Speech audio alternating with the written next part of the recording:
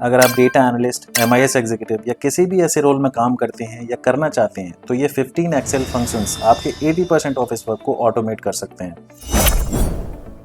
अब हम बात करते हैं एक्सेल में इफ फंक्शन को कैसे यूज कर सकते हैं। इफ फंक्शन में सिर्फ एक कंडीशन अप्लाई कर सकते हैं आप, और इस डेटा के अकॉर्डिंग हमने वो कंडीशन क्या रखी हुई है कि जिन एम्प्लॉयज का एक्सपीरियंस जो F कॉलम में लिखा हुआ है वो 3 साल या उससे ज्यादा है तो वो एक्सपीरियंस होंगे, 3 साल से कम है तो वो न्यू जॉइनर होंगे। देखते हैं कैसे अप्लाई कर सकते हैं उसे। यहाँ पे हम फंक्शन अप्लाई करते हैं is equal to IF, logical test हमें पास करना है तो एक्सपीरियंस वाला जो कॉलम है उसमें जाएंगे और सेल रेफरेंस हम दे देंगे। उसके बाद यहाँ पे साइन लगाएंगे ग्रेटर देन और इक्वल टू का, और यहाँ पे लिखेंगे 3। उसके बाद कॉमा लगाएंगे। अब ये कंडीशन अगर मैट होती है तो हमें क्या शो कराना है, हमें शो कराना है एक्सपीरियंस्ड, जो इन्वर्टेड कॉमा में हम लिख देंगे। अगर ये कंडीशन मैट नहीं होती है तो कॉमा लगा के हम लिखेंगे इन्वर्टेड कॉमास में new joiner. Inverted comma close करेंगे, ब्रैकेट क्लोज करेंगे और एंटर प्रेस कर देंगे। अब इसको ड्रैग करके देखते हैं सभी सेल्स के लिए। आप देखोगे जहां पे 2 साल लिखा हुआ है न्यू जॉइनर लिखा आ रहा है, जहां पे 7 साल है एक्सपीरियंस लिखा हुआ आ रहा है, अगेन 2 साल लिखा हुआ है न्यू जॉइनर्स यहाँ पे लिखा हुआ आ रहा है। तो इस तरह से इफ फंक्शन काम करता है एक्सेल में।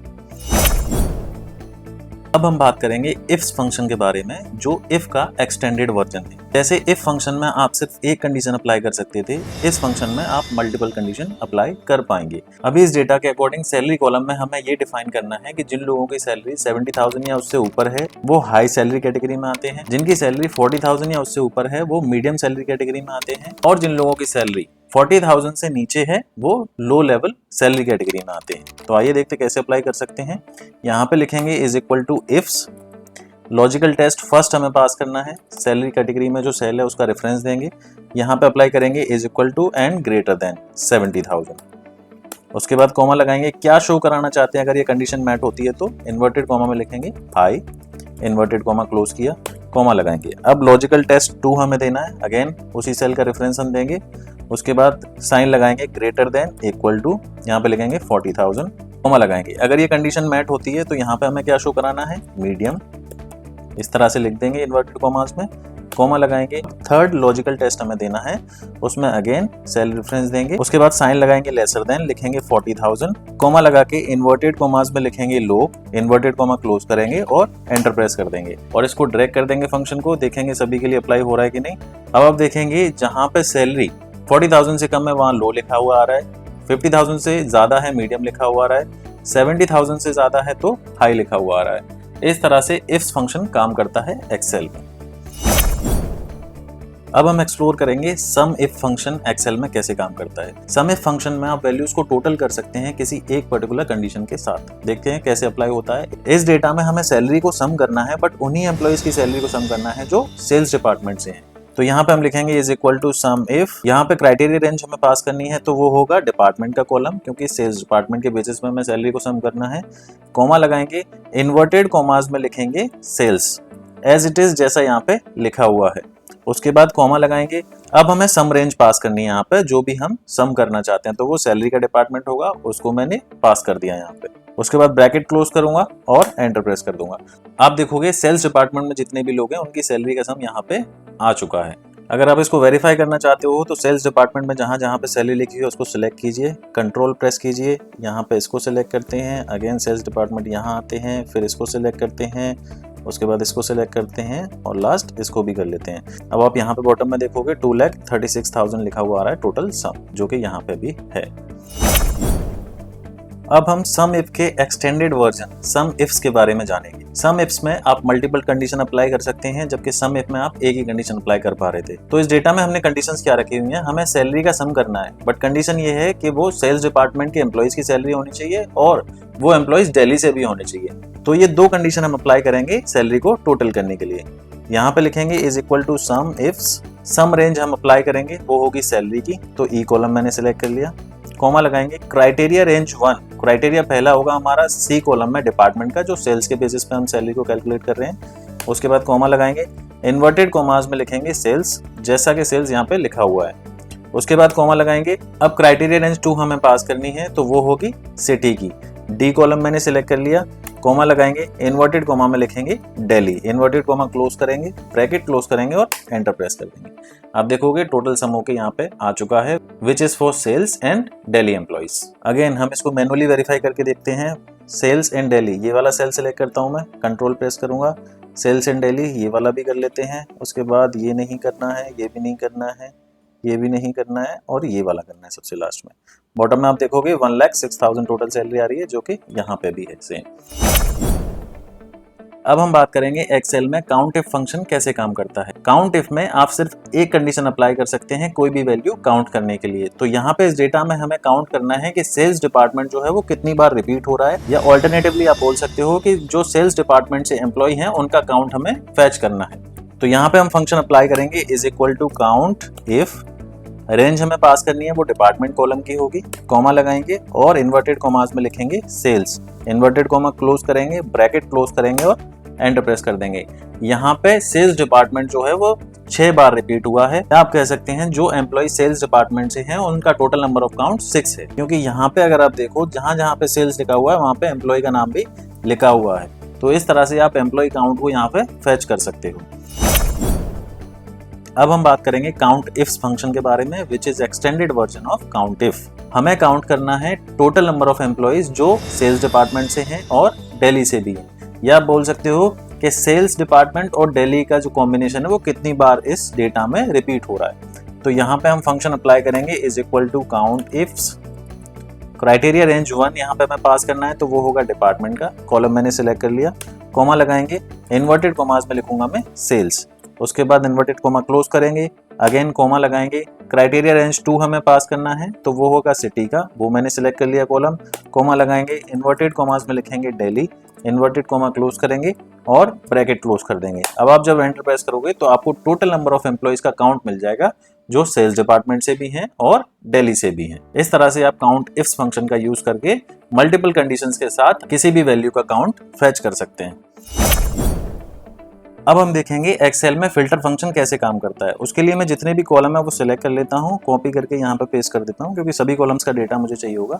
अब हमें फैच क्या करना है, हमें उन एम्प्लॉइज का डेटा फैच करना है जो सिर्फ IT डिपार्टमेंट से हैं।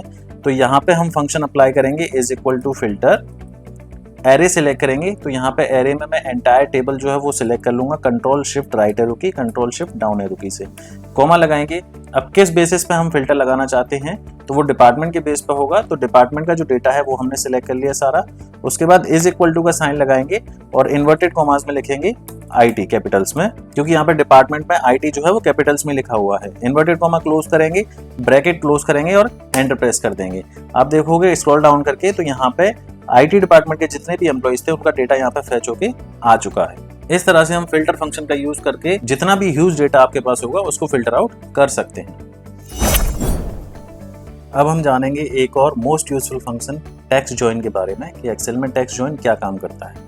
यहाँ पे आप देखोगे स्किल्स के 3 डिफरेंट कॉलम बने हुए हैं, स्किल 1, स्किल 2, स्किल 3। मुझे कंबाइन करके सिर्फ एक कॉलम रखना है और बाकी सारे मुझे डिलीट करने हैं, और ये तीनों जो स्किल्स हैं मुझे इसी कॉलम में चाहिए कॉमा सेपरेटेड। तो वो हम कैसे करेंगे देखते हैं। यहाँ पे हम फंक्शन अप्लाई करेंगे is equal to text join, delimiter pass करेंगे, ये जो वैल्यूज यहाँ पे लिखी हुई हैं उसको हम कैसे सेपरेट करना चाहते हैं। अभी के लिए मैं कॉमा लगाऊंगा यहाँ पे, आप जो भी डेलिमीटर पास करेंगे उसके साथ ये सेपरेट होकर वैल्यूज आ जाएंगी। तो इन्वर्टेड कॉमा में हम लिखेंगे कॉमा, इन्वर्टेड कॉमा क्लोज करेंगे, कॉमा लगाएंगे। अब यहाँ पे अगर कोई एम्प्टी सेल है जिसे हमें इग्नोर करना है तो हम यहाँ पे कैपिटल्स में ट्रू लिख देंगे। अगर आप ट्रू नहीं लिखना चाहते हैं तो केवल 1 भी लिख सकते हैं, वो भी ट्रू का ही काम करेगा। अभी के लिए मैं यहाँ पे 1 लिख देता हूँ। हालांकि हमारे डेटा में कोई ब्लैंक सेल्स नहीं है, बट फॉर्मूला हमें अप्लाई करना है तो ये लिखना पड़ेगा। उसके बाद कॉमा लगाएंगे। अब हम टेक्स्ट पास करेंगे तो पहला हमारा सेल होगा ये, उसके बाद कॉमा लगाएंगे, दूसरा सेल होगा ये, फिर से कॉमा लगाएंगे, थर्ड सेल है ये, उसके बाद ब्रैकेट क्लोज करेंगे और एंटर प्रेस कर देंगे। इस कॉलम की विड्थ मैं थोड़ी सी एडजस्ट कर देता हूँ और इस फॉर्मूले को मैं ड्रैग कर देता हूँ। आप देखोगे जितनी भी स्किल्स हैं यहाँ पे कंबाइन होके आ चुकी हैं। अब आप चाहें तो इन तीनों कॉलम को डिलीट कर सकते हैं। तो इस तरह से टेक्स्ट जॉइन फंक्शन का यूज करके आप डिफरेंट वैल्यूज को ज्वाइन करा के कॉलम में ला सकते हैं। जिस तरह से टेक्स्ट जॉइन फंक्शन काम करता है वैल्यूज को कंबाइन करके एक साथ लिखने का, उसके जस्ट अपोजिट एक फंक्शन है टेक्स्ट स्प्लिट, जो कंबाइन वैल्यूज को डिफरेंट कॉलम्स में फैच करके आपको दे सकता है। यहाँ पे हम अप्लाई करके देखते हैं is equal to text split, text pass करेंगे, जहां पे भी लिखा हुआ है सेल रेफरेंस मैंने दे दिया, कॉमा लगाएंगे। अब डेलिमीटर पास करना है, यहाँ पे हम सेल में देखेंगे कॉमा सेपरेटेड वैल्यूज हैं, तो इन्वर्टेड कॉमा में मैं यहाँ पे कॉमा लिखूंगा, इन्वर्टेड कॉमा क्लोज कर दूंगा और ब्रैकेट क्लोज करके एंटर प्रेस करूंगा। अब इस फंक्शन को मैं सभी सेल्स के लिए ड्रैग कर देता हूँ। आप देखोगे वैल्यूज जो हैं स्प्लिट हो गई, डिफरेंट कॉलम्स में आ चुकी हैं। अब आप इस एक कॉलम को डिलीट करना चाहें तो कर सकते हैं। इस तरह से आप टेक्स्ट स्प्लिट फंक्शन को यूज कर सकते हैं। अब हम बात करेंगे स्विच फंक्शन के बारे में, जो 2026 में तो एटलीस्ट बहुत ज़्यादा इंपॉर्टेंट है, ये आपको आना ही चाहिए। तो स्विच फंक्शन का यूज़ कब करते हैं? जब हमें कोई एब्रीविएशन को फुल फॉर्म में कन्वर्ट करना हो या फुल फॉर्म को एब्रीविएशन में कन्वर्ट करना हो। जैसे सेल्स डिपार्टमेंट यहाँ पे लिखा हुआ है, यहाँ पे देखोगे SAL लिखा हुआ है, सेल्स डिपार्टमेंट का कोड। तो इस तरह की कन्वर्जन के लिए स्विच फंक्शन का हम यूज़ करते हैं। इस डेटा में हमें जी कॉलम में जो रेटिंग्स लिखी हुई हैं, ए की जगह पे हमें लिखना है एक्सीलेंट, बी की जगह पे लिखना है गुड और सी की जगह पे लिखना है एवरेज। तो देखते हैं कैसे स्विच फंक्शन काम करेगा। यहाँ पे मैं लिखूंगा इज इक्वल टू स्विच लिखने के बाद एक्सप्रेशन में हमें सेल रेफरेंस देना है, तो रेटिंग में जाके इस सेल का रेफरेंस में दे देता हूँ। कॉमा लगाएंगे, वैल्यू 1 हमें पास करनी है, वो होगी इन्वर्टेड कॉमा में लिखेंगे ए, इसे हमें कन्वर्ट करना है किसमें, एक्सीलेंट में। तो कॉमा लगाएंगे, इन्वर्टेड कॉमा में हम लिखेंगे एक्सीलेंट, इन्वर्टेड कॉमा क्लोज करेंगे। अब इन्वर्टेड कॉमा में हमें लिखना है बी, इन्वर्टेड कॉमा क्लोज करेंगे, कॉमा लगाएंगे और इसकी जगह हमें शो कराना है गुड, तो इन्वर्टेड कॉमा में लिखेंगे गुड, इन्वर्टेड कॉमा क्लोज किया, फिर से कॉमा लगाएंगे, इन्वर्टेड कॉमा में लिखेंगे सी, इन्वर्टेड कॉमा क्लोज करेंगे, कॉमा लगाएंगे और इसको हमें शो कराना है एवरेज, तो इन्वर्टेड कॉमा में मैंने लिख दिया एवरेज। इन्वर्टेड कॉमा क्लोज करूंगा, ब्रैकेट क्लोज करूंगा और एंटर प्रेस कर दूंगा। इसके बाद इस फंक्शन को हम ड्रैग कर देते हैं सभी सेल्स के लिए। आप देखोगे सारे ए बी सी यहाँ पे गुड, एक्सीलेंट एंड एवरेज में कन्वर्ट हो चुके हैं। तो इस तरह से आप स्विच फंक्शन का यूज करके कोई भी डेटा मैनिपुलेट कर सकते हो। अब हम बात करेंगे टेक्स्ट आफ्टर फंक्शन की। टेक्स्ट आफ्टर फंक्शन को यूज करके आप किसी भी पर्टिकुलर डेलीमीटर के बाद जो भी लिखा हुआ है, जो भी वैल्यू या लेटर लिखे हुए हैं, उसे आप फैच कर सकते हैं। जैसे एम्प्लॉय कोड वाले कॉलम में अगर आप देखो तो डैश के बाद 001 002 एम्प्लॉय आईडी लिखी हुई है, तो वो अगर मुझे फैच करनी है तो उसको फैच करने के लिए मैं टेक्स्ट आफ्टर फंक्शन का यूज कर सकता हूँ। यहाँ पे मैं लिखूंगा is equal to text after, उसके बाद हम सेल रेफरेंस देंगे, तो मैंने एम्प्लॉय कोड में ये सेल रेफरेंस दे दिया। उसके बाद कॉमा लगाएंगे, इन्वर्टेड कॉमा में डेलीमीटर को पास कर देंगे, उसके बाद ब्रैकेट क्लोज करेंगे। आपके पास एम्प्लॉय आईडी फैच होके आ चुकी है, इसको हम ड्रैग कर देते हैं तो ये सभी के लिए अवेलेबल हो जाएगी। इस तरह से आप कोई भी स्पेसिफिक डेटा फैच करने के लिए टेक्स्ट आफ्टर फंक्शन का यूज कर सकते हैं। अब हम बात करेंगे टेक्स्ट बिफोर फंक्शन की। जिस तरह से टेक्स्ट आफ्टर फंक्शन किसी पर्टिकुलर डेलीमीटर के बाद जो भी टेक्स्ट लिखा हुआ है उसे फैच करके दे देता है, उसी तरह से टेक्स्ट बिफोर फंक्शन जो है डेलीमीटर से पहले वाली जो भी वैल्यू है वो आपको फैच करके दे देता है। तो यहाँ पे हम वो फंक्शन अप्लाई करके देखते हैं। हमें एम्प्लॉय कोड में जो डिपार्टमेंट कोड लिखा हुआ है स्टार्टिंग में वो फैच करना है, तो डिपार्टमेंट कोड वाले कॉलम में आते हैं, लिखेंगे is equal to text before, bracket start करेंगे और सेल रेफरेंस दे देंगे। एम्प्लॉय कोड में सेल रेफरेंस मैंने दे दिया है, कॉमा लगाएंगे, इन्वर्टेड कॉमास में अगेन आप डैश लिखेंगे जो डेलीमीटर यहाँ पे है, इन्वर्टेड कॉमा क्लोज करके ब्रैकेट क्लोज करेंगे और एंटर प्रेस कर देंगे। एंटर प्रेस करने के बाद आप इसे ड्रैग करेंगे तो डिपार्टमेंट कोड आपके पास फैच होके आ जाएंगे। तो इस तरह से आप टेक्स्ट बिफोर और टेक्स्ट आफ्टर फंक्शन का यूज करके कोई भी डेटा फैच कर सकते हैं। अब हम बात करेंगे फंक्शन नंबर 13, यूनिक फंक्शन। तो यूनिक फंक्शन का यूज करके हम किसी भी कॉलम में कोई डुप्लीकेट वैल्यू अवेलेबल है तो उसको हम रिमूव कर सकते हैं और यूनिक डेटा अपने पास फैच कर सकते हैं। तो इस डेटा सेट में हमें डिपार्टमेंट कॉलम में से यूनिक डिपार्टमेंट नेम जो है वो फैच करके यहाँ पे लाने हैं। तो यहाँ पे हम फंक्शन अप्लाई करेंगे is equal to unique, array pass करेंगे तो वो होगा डिपार्टमेंट का कॉलम।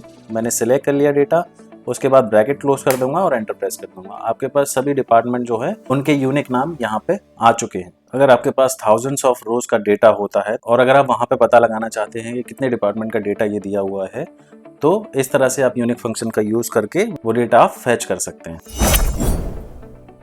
सॉर्ट फंक्शन बेसिकली क्या काम करता है, आपका जो डेटा सेट होता है उसको किसी पर्टिकुलर कॉलम के बेसिस पे असेंडिंग या डिसेंडिंग ऑर्डर में चेंज कर देता है। तो वो फंक्शन कैसे काम करता है उसको हम यूज करके देखते हैं। हेडर्स में कॉपी कर लेता हूँ क्योंकि एंटायर डेटा पे हम अप्लाई करेंगे, यहाँ पे पेस्ट कर देते हैं। यहाँ पे फंक्शन अप्लाई करेंगे is equal to sort, array pass करेंगे तो जो एंटायर डेटा हमारे पास है उसको हमने सिलेक्ट कर लिया कंट्रोल शिफ्ट राइट एरो की, कंट्रोल शिफ्ट डाउन एरो की से। कॉमा लगाएंगे, फॉर्मूला बार में आप देखेंगे फॉर्मूला अप्लाई हो रहा है। कॉमा लगाने के बाद हमें इंडेक्स नंबर पास करना है जिस कॉलम के बेसिस पे हम इसे चेंज करना चाहते हैं। तो यहाँ पे हमें सैलरी कॉलम के बेसिस पे चेंज करना है। सैलरी कॉलम में 1 2 3 4 एंड 5, 5th नंबर पे, तो यहाँ पे मैं लिखूंगा 5, उसके बाद कॉमा लगाएंगे। अगर आपको असेंडिंग ऑर्डर में कन्वर्ट करना है तो आपको कुछ नहीं करना, कॉमा हटा दीजिए, ब्रैकेट क्लोज कर दीजिए। अगर आप डिसेंडिंग ऑर्डर में करना चाहते हैं तो कॉमा लगा के -1 लिखेंगे, ब्रैकेट क्लोज करेंगे और एंटर प्रेस कर देंगे। आपका जो डेटा है वो डिसेंडिंग ऑर्डर में कन्वर्ट होके आ चुका है। आप सैलरी को देखेंगे, सबसे ऊपर हाईएस्ट सैलरी है, सबसे बॉटम में लोएस्ट सैलरी है और आपका एंटायर डेटा जो है वो कन्वर्ट होके आ चुका है। इस तरह से सॉर्ट फंक्शन काम करता है एक्सेल में। कोई भी जितना भी बड़ा डेटा आपके पास होगा वो चेंज होके आ जाएगा।